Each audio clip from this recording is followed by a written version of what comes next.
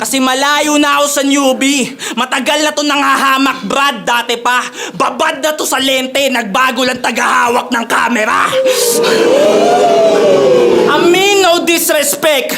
Pero kulang ka, Doy. I'm the king of the jungle. To mga tutataboy. Marami pa akong body bag at sa pagbuhat annoyed. Pero di ako magpapagod ipasok ka. Magkusa ka, boy. Boy slut! Boy slut! May potensyal ka sana kaso sa akin ka natapat. Kasalanan din ni Arik sapagkat pwede niya akong iharap sa mas may kayang pumalag. Kaso ikaw ang pinauna sa pangkat. Napatay ko tuloy yung bata. Bang bang! Sayang yung slut. Sayang yung slut.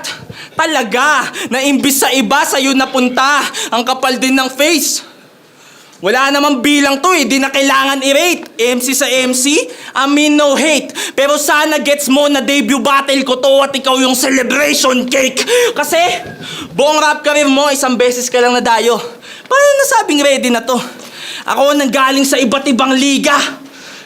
Nakasalamuha mga MC'ng palo. Kaya kong sabihin na marami pang mas deserving kesa sa'yo.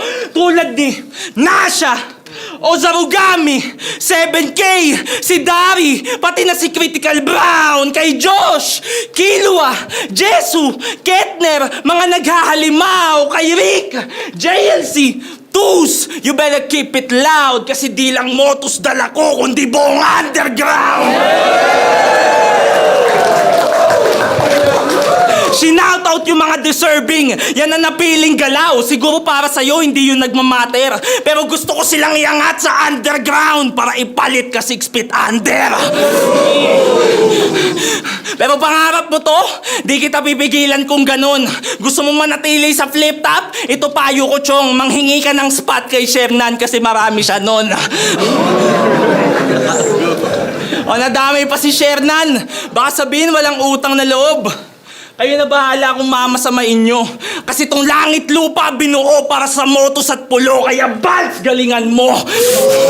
At ikaw naman rapper na tanga, pasensya ka na kung wala ka na pala. Kasi pagtapos ko sa isla ng Siargao, rerekta sa baha. Time, motherfucker.